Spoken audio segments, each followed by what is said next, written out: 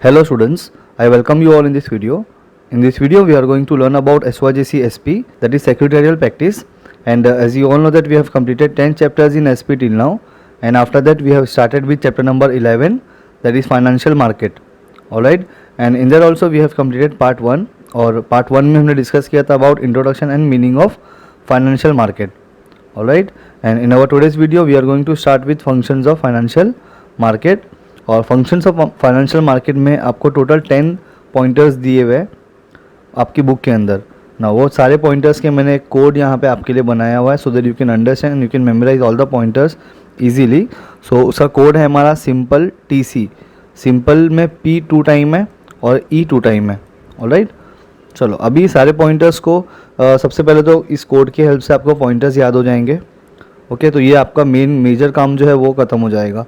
अब इन पॉइंटर्स को आपको जब एक्सप्लेन करना होगा, ओके, तो वो एक्सप्लेनेशन आप किस तरीके से करोगे वो चीज़ हम लोग अभी यहाँ पे सीखते हैं. एंड इसके बाद में आपकी जो बुक में दिया हुआ है सारे पॉइंटर्स उसको हम रीड करेंगे, उसको समझेंगे. ऑलराइट, सी. तो यहाँ पे आपको टोटल 3 चीज़ दिख रही है, 3 लाइन दिख रही है इधर, फर्स्ट, सेकेंड एंड थर्ड. सबसे पहले जो है बोरोवर्स, कंपनीज एंड ऑर्गेनाइजेशन. सी, जो कंपनी होती है उनको पैसा चाहिए होता है टू रन देयर एक्टिविटी. अपने बिजनेस को चलाने के लिए दे रिक्वायर्ड मनी. तो जब इनको पैसा चाहिए होता है तो ये लोग कंपनी बोरो करते हैं, इसके लिए इसी को हम बोलते हैं बोरोवर. ओके, और कंपनीज और ऑर्गेनाइजेशन ये सेम ही है. ओके, तो तीन टर्म यूज़ होगा बट तीनों सेम ही होगा. कंपनी या बोरोवर बोलो, कंपनी बोलो या ऑर्गेनाइजेशन बोलो. ओके, तो पहला चीज़ ये हो गया, जो लोग कंपनी जो पैसा लेंगे, जिनको पैसों की ज़रूरत होती है वो होते हैं बोरोवर, कंपनीज और ऑर्गेनाइजेशन. सेकेंड जो यहाँ पे हम लोग देख रहे हैं नीचे एकदम लास्ट में, दैट इज़ इन्वेस्टर्स और lenders. So they are the one who having a surplus money and they give the money to the borrower, companies और ऑर्गेनाइजेशन. मतलब ये लोग पैसा देते हैं लाइक अस. अगर आपके पास एक्स्ट्रा पैसा रखा हुआ है तो आपके पास 2 ऑप्शंस है, या तो आप जाके बैंक में इन्वेस्ट कर दो या फिर उस पैसे को आप किसी कंपनी को दे दो. तो वो कंपनी आपका पैसा लेकर अपना बिजनेस चलाएगी और जो भी उनको अर्निंग होगा उस अर्निंग में से आपको कुछ पैसा मिलेगा इन अ फॉर्म ऑफ डिविडेंड और इंटरेस्ट. ओके, तो ये सारी चीज़ें हमको पता होगी जो फॉलो कर रहा है स्टार्टिंग से. ओके, सो बोरोवर्स ये लोग वो होते हैं जिनको पैसों की ज़रूरत होती है, और इन्वेस्टर्स और lenders they are the one who wants to invest their money. इनको पैसा इन्वेस्ट करना है अपना. ओके, कहाँ किसको देना होगा? बोरोवर को. ओके, तो अभी डायरेक्ट कोई भी इन्वेस्टर, कोई भी लेंडर्स डायरेक्टली कंपनी के पास जा नहीं सकते. तो ये लोग पहले कहाँ जाते हैं? यहाँ पे लोग जाते हैं फाइनेंशियल मार्केट के पास, फाइनेंशियल मार्केट में जाते हैं और अपना पैसा इन्वेस्ट करते हैं. यहाँ पे कंपनीज आती है फाइनेंशियल मार्केट में और यहीं पे इन्वेस्टर्स जाते हैं, दोनों यहाँ मिलते हैं और यहाँ पे इनका मनी एक्सचेंज होता है. इसका मतलब ये होता है कि जो भी सेविंग्स होता है इन्वेस्टर्स का और लेंडर्स का, they gives to the company for the purpose of production. मतलब प्रोडक्ट की यूज़ के लिए इन्वेस्टर्स पैसा देते हैं टू द कंपनीज. राइट, तो यही सारे टर्म्स जो है बार बार यूज़ होंगे अभी आपकी बुक में जो पॉइंटर्स का एक्सप्लेनेशन दिया हुआ है. ओके, तो इसको इजीली हम लोग 1 बाय 1 करके सारे पॉइंटर्स को रीड करेंगे. आपको कोई भी चीज़ अगर नहीं समझ में आएगी तो you can ask me in comment section. Alright, चलो सो अभी स्टार्ट करते हैं हम लोग functions of financial market.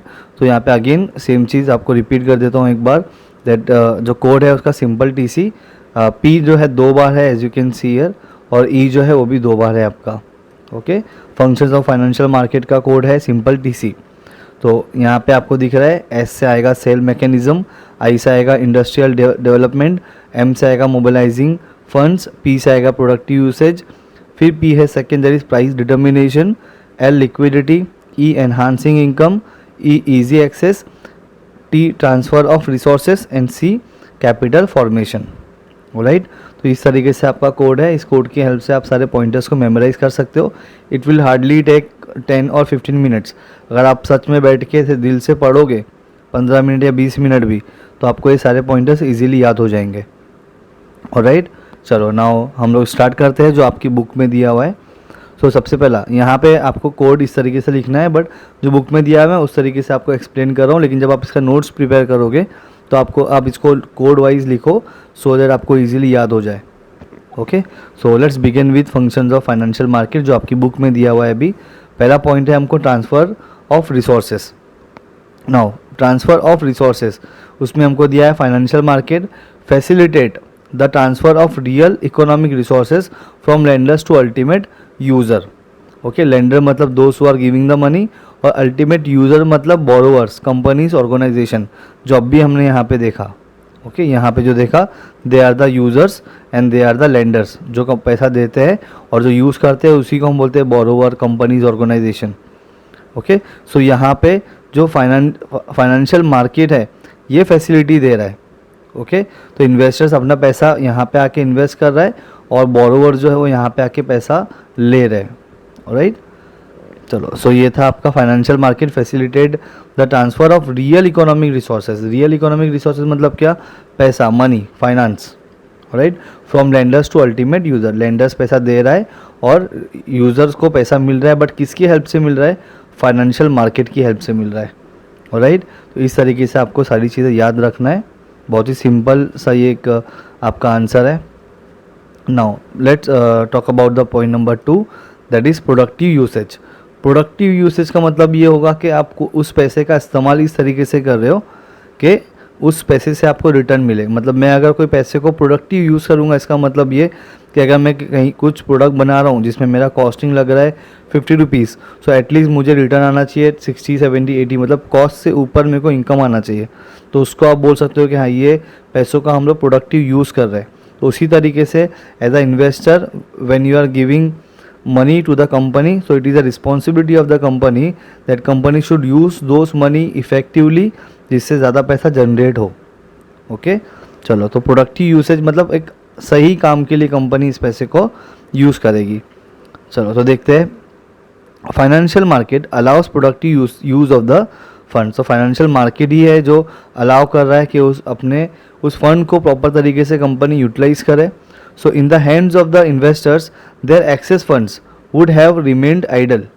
That means जो इन्वेस्टर्स होंगे, अगर आपके पास पैसा है, अपने अपने पॉकेट में, अपने घर के अंदर एक पैसा रखा है, ऐसे एग्जांपल 10,000 रुपीज़ आपने रखा हुआ है, तो आप 10 साल के बाद में भी जाओगे देखने के लिए तो वो 10,000 रुपया वैसे ही वहाँ पे रखा रहेगा, ना तो उसमें कुछ कम होगा ना बढ़ेगा। तो इसके लिए वो आइडल होगा, मतलब वो ना कम होगा ना ज़्यादा होगा, उसी तरीके से रखा होगा। लेकिन एट द सेम टाइम उस पैसे को अगर आप इन्वेस्ट करोगे किसी कंपनी में तो आपको रिटर्न मिलेगा। अगर आपने 10,000 इन्वेस्ट किया उस कंपनी में तो आपको 1-2 हज़ार रुपये भी अगर रिटर्न मिल रहा है तो आपका अमाउंट बढ़ रहा है, इंक्रीज़ हो रहा है। राइट, तो यहाँ पे देखो, borrowers use this funds for productive purpose. अगर आपके पास है तो पैसा रखा हुआ है, रिमेन आइडल पड़ा हुआ है, कोई यूज़ में नहीं है, लेकिन अगर आप उस पैसे को कंपनी को दे देते हो तो दे can use productively. Okay, they can use your funds productively. Alright, चलो, तो ये था productive usage.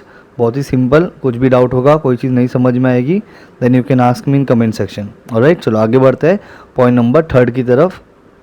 And point number 3 है हमारा एनहांसिंग इनकम। एनहांस का मतलब होता है बढ़ना, इंक्रीज़ होना। ओके, और क्या बढ़ेगी? इनकम बढ़ेगी। सी, अगर आपने 10,000 रुपया लगाया, अभी जो एग्जांपल दिया मैंने आपको, सेम एग्जांपल, 10,000 रुपया अगर आपने इन्वेस्ट किया है कंपनी में तो आपको रिटर्न उसके ऊपर कुछ मिल रहा है। तो जितना अच्छे से कंपनी उस पैसे का इस्तेमाल करेगी उतना ज़्यादा कंपनी को रिटर्न मिलेगा, और जितना ज़्यादा कंपनी को रिटर्न मिलेगा उतना ज़्यादा फ़ायदा होगा इन्वेस्टर्स का। ओके, चलो, तो देखते हैं financial market. Financial market allows lenders to earn interest और dividend on their surplus funds. मतलब अगर आपने शेयर परचेज किया होगा तो आपको डिविडेंड मिलेगा, आपने डिबेंचर या पब्लिक डिपॉजिट में इन्वेस्ट किया होगा या कंपनी का बॉन्ड्स परचेज किया होगा तो आपको रिटर्न में इंटरेस्ट मिलेगा। ओके, सरप्लस फंड मतलब जो पैसा आपने इन्वेस्ट किया, जो एक्स्ट्रा पैसा आपके पास पड़ा हुआ था, उस पैसे को आपने इन्वेस्ट किया। अगर आपने शेयर परचेज किया then you will get dividend, अगर आपने डिबेंचर परचेज किया then you will get interest. Okay, 10 lending to the enhancement of the individuals and the national income. Okay, तो फाइनेंशियल मार्केट जो है वो ऐसा प्लेस है जहाँ पे आप पैसा इन्वेस्ट कर पा रहे हो, तो ये जो इनकम है एनहांस कर रहा है। ऑलराइट, सिंपल है एकदम। चलो, पॉइंट नंबर 4 देखते हैं, कैपिटल फॉर्मेशन। नाउ आपको पता होगा कैपिटल का मतलब the amount which we invest in a business are called capital. ऐसा पैसा जो बिजनेस में इन्वेस्ट करते हैं हम उसको बोलते हैं कैपिटल। तो ये यहाँ पे कैपिटल फॉर्म हो रहा है। कैसे फॉर्म हो रहा है? क्योंकि फाइनेंशियल मार्केट एक ऐसा प्लेस है जहाँ पे इन्वेस्टर्स अपना पैसा इन्वेस्ट कर रहे हैं और बोरोवर्स अपना जितना पैसा उनको चाहिए, they are taking the money from the financial market. तो इस तरीके से मनी जो है वो फॉर्म हो रहा है, कैपिटल फॉर्म हो रहा है with the help of financial market. Okay, चलो तो इसमें यहाँ देखते हैं, financial market provides a channel through which savings flow to industrial and commercial organisations in the form of capital, this leads to capital formation. Money का flow हो रहा है, फ्लो हो रहा है मतलब पैसा एक जगह से दूसरी जगह पे जा रहा है। सी ये है इन्वेस्टर्स, यानी आपके पास अगर सरप्लस मनी है तो आप कहाँ जा रहे हो, फाइनेंशियल मार्केट में आप जा रहे हो। ओके, फाइनेंशियल मार्केट में आप गए और ये पैसा फिर किसको मिलेगा, ये पैसा मिलेगा हमारी जो कंपनीज़ है, कंपनीज़ बोलो या फिर आप बोरोवर्स बोलो, ओके, उनको ये पैसा मिलेगा। ओके, सो इससे क्या हो रहा है, financial market provide a channel, एक ऐसा चैनल है जिसको जहाँ पे आप पैसा अपना कंट्रीब्यूट कर रहे हो, इन्वेस्ट कर रहे हो, और ये पैसा फ़ायदा किसका हो रहा है, बोरोवर्स का। Okay, so industrial and commercial organisation in the form of capital, यहाँ पे आपका पैसा जा रहा है इंडस्ट्रीज़ में, कमर्शियल ऑर्गेनाइजेशंस में, और इस वजह से क्या हो रहा है, this leads to capital formation. Okay, तो आपकी तरह और भी लोग होंगे जो पैसा इन्वेस्ट करेंगे, तो मनी क्या हो रहा है, फॉर्म हो रहा है, पैसा बढ़ रहा है। क्लियर, तो ये था आपका point number 4, that is capital formation. इसके बाद में आता है हमारा प्राइस डिटर्मिनेशन। ओके, तो पॉइंट नंबर 5 है हमारा प्राइस डिटर्मिनेशन, तो इसको भी देख लेते हैं। The financial instruments traded in a financial market get their prices from the mechanism of demand and supply. The investors are the suppliers, investors कौन है, they are the suppliers of the funds and the corporates are the users. जो corporate जो है, जो organisations है, जो borrowers है, जो कंपनीज है, they are the users. Suppliers यानी आप क्या कर रहे हो, फंड सप्लाई कर रहे हो किसको, to the corporate, to the company, to the organisation, to the borrower. Okay, वो लोग यूज़ करेंगे आपके उस मनी को। Clear, the interaction between to and other market factors will help to determine the prices. तो आपको प्राइस मालूम पड़ेगा कि मार्केट में प्राइस क्या चल रहा है। सी जैसे भी हम लोगों ने शेयर्स वगैरह पढ़ा, डिबेंचर्स पढ़ा, ओके, तो उसका प्राइस कम ज़्यादा कब होता है, जब मार्केट में किसी भी कंपनी का शेयर बिकता है तो उस शेयर का प्राइस ऑटोमेटिकली इंक्रीज़ होता है, नहीं बिकता है तो डिक्रीज़ होता है। ओके, तो उसी को बोलते थे financial instruments traded in a financial market get their prices from the mechanism of demand and supply. तो डिमांड एंड सप्लाई के हिसाब से क्या होगा, प्राइस कम ज़्यादा होगा। अब जब डिमांड ज़्यादा होगा किसी भी कंपनी के शेयर का, से एग्जाम्पल अगर आपको किसी कंपनी का शेयर परचेज़ करना है और वहाँ पे बहुत सारे लोग ऑलरेडी परचेज़ करने के लिए खड़े हुए, तो ऑटोमेटिकली प्राइस क्या होगा, इंक्रीज़ हो जाएगा। और अगर कंपनी शेयर डिबेंचर इशू कर रही है, ख़रीदने वाला कोई भी नहीं है, तो प्राइस ऑटोमेटिकली कम हो जाएगा, डिक्रीज़ हो जाएगा। ओके, तो ये था आपका point number 5, that is price determination. चलो now let's talk about point number 6, that is sale mechanism. Sale mechanism को देखते हैं। Financial market provides what, a mechanism for selling of a financial assets by an investors so as to offer the benefit of marketability and liquidity of such assets. Okay, assets मतलब यहाँ पे हम लोग इसको consider करेंगे कि cash, जो investors है वो अपना कैश कंपनीज को दे रहे हैं, बोरोवर्स को दे रहे हैं, ऑर्गेनाइजेशंस को दे रहे हैं, कॉर्पोरेट को दे रहे हैं, और उस पैसे को ये लोग प्रॉपर तरीके से यूटिलाइज़ कर रहे हैं। ओके, उसका बेनिफिट उठा रहे हैं, और बेनिफिट उठाकर वो लोग, कंपनीज भी अर्न कर रही है मनी, और उसके बाद में कंपनी जो भी अर्न करेगी उसमें से कुछ पैसा आपको भी मिलेगा। ओके, चलो पॉइंट नंबर 7 देखते हैं, mobilising funds. So because of the financial market, investors are coming and investing their money and borrowers are coming and taking their money. Okay, taking the money from the investors, right? तो उसी को बोलते हैं mobilising of fund. That means पैसा एक जगह से दूसरी जगह पे जा रहा है, मनी का फ्लो हो रहा है। चलो, idle funds in the hands of the investors are investors can be productively used by the corporates. तो जो पैसा आपकी जेब में, आपके घर में पड़ा हुआ है, वो पैसा अगर आप यूज़ नहीं कर रहे हो, तो अगर आप कॉर्पोरेट को दोगे यानी कंपनीज को दोगे, तो उस पैसे को लोग प्रॉपर तरीके से यूटिलाइज कर सकते हैं। Okay, productively they can use your money. आगे, the investors that have a savings must be linked with corporates that requires investment. जो इन्वेस्टर्स है यानी आप, तो आप क्या कर सकते हो, दैट हैव सेविंग्स, अगर आपके पास सेविंग्स है, एक्स्ट्रा पैसा आपके पास रखा हुआ है, तो must be linked with corporates. तो आपको कॉर्पोरेट से मिलना चाहिए दैट रिक्वायर्ड इन्वेस्टमेंट। ओके, तो ये पैसा आप क्या करोगे, उस कॉर्पोरेट में इन्वेस्ट करोगे। आगे, so financial market enables the investors to invest their savings according to their choices and risk assessment. तो फाइनेंशियल मार्केट जो है ये आपको बहुत सारी चॉइसेस दे रहा है। चॉइसेस कौन सी होगी? आपको शेयर परचेज करने का चांस है। अगर आपको शेयर परचेज करना है, you can purchase the share of the company. If you want to purchase debenture, then you can purchase the debenture of the company. If you want to invest your money in bonds, then you can invest your money in a bond also and you can become the bond holder of the company. तो ऐसे करके आपके बहुत सारे options होंगे, आपके बहुत सारे चॉइस होंगे। तो आप रिस्क असेस करो कि कहाँ पे ज़्यादा रिस्क है और कहाँ पे कम रिस्क है, उस हिसाब से you can invest your money. Alright, चलो आगे देखते हैं। This will utilise idle funds and the economy will boom. Okay, तो जो आपका आइडल फंड था, जो आप यूज़ नहीं कर रहे थे, पड़ा हुआ था, उस पैसे को कंपनी, ऑर्गेनाइजेशन, कॉर्पोरेट प्रॉपर तरीके से यूटिलाइज करेगी। ओके, और यूटिलाइज करने के बाद में उस पैसे से क्या होगा, जब कंपनी यूटिलाइज करेगी तो कंपनी को प्रोडक्ट बनेगा। प्रोडक्ट बनने के बाद में कंपनी उस प्रोडक्ट को बेचेगी, कंपनी को इनकम होगा, और जितना कंपनी को इनकम होगा उतना ही कंपनी टैक्स पे करेगी टू द गवर्नमेंट। ऑलराइट, तो उससे क्या होगा, हमारा इकोनॉमी बूम होगा। बूम होगा मतलब अपना इकोनॉमी आगे बढ़ेगा, ग्रोथ होगा उसके अंदर। ऑलराइट, तो ये था आपका point number 7, that is mobilising funds. Now let's talk about 8, liquidity. Liquidity का मतलब होता है flow of money from one person to another person. अब फ्लो ऑफ मनी किसके बीच में हो रहा है? फ्लो ऑफ मनी हो रहा है from the investors to the borrower, मतलब कंपनी। ऑलराइट, तो इसको बोलते हैं लिक्विडिटी। तो पहला आपको दिया हुआ है, financial market provides a mechanism for liquidating the financial instruments. Financial instruments मतलब क्या होता है? इंस्ट्रूमेंट्स का मतलब होता है सारी आपकी securities. This means at any given time the investors can sell their financial instruments and convert them into cash. That means suppose you are the shareholder of the company, आपके पास 1000 shares है और अभी आपको पैसों की ज़रूरत है, तो what you can do, you can transfer your shares from your name to another name, किसी और को आप बेच सकते हो और उसके बदले में आपको पैसा मिलेगा। ओके, तो आप उस इंस्ट्रूमेंट को कन्वर्ट कर सकते हो into the cash. Very simple. चलो आगे देखते हैं। This is an important factor for investors who do not want to invest for a long period.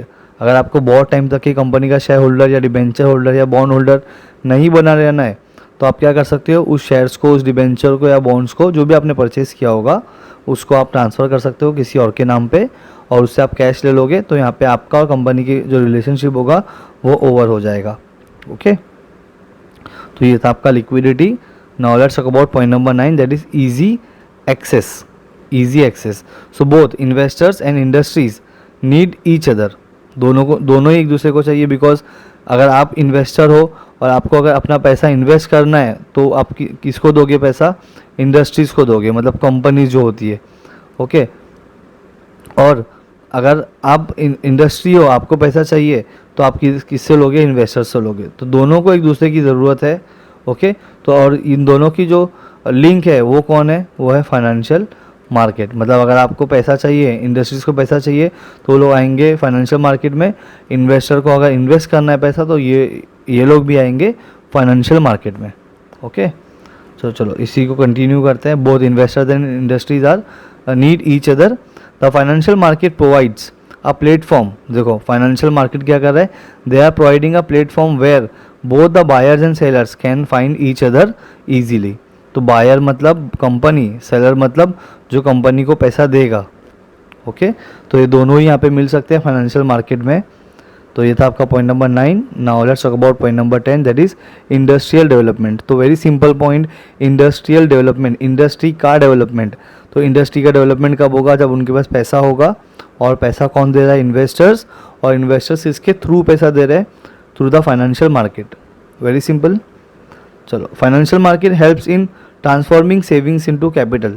आपके पास है तो वो सेविंग है, अगर आपने इंडस्ट्रीज़ को पैसा दे दिया, कंपनी को पैसा दे दिया, तो क्या बन जाएगा? Capital. So corporate use the funds of investors. आपके पैसे का इस्तेमाल कौन करेगा? कॉर्पोरेट करेगा, टू अंडरटेक प्रोडक्टिव और commercial activities, thereby leading to economic development. उससे क्या होगा? इकोनॉमी का डेवलपमेंट होगा। ओके, सो ये था आपका point number 10, that is industrial development. मैंने आपको स्टार्टिंग में ही बताया कि आप ये सारे आंसर्स को अपने ओन वर्ड्स में भी यूज़ कर सकते हो।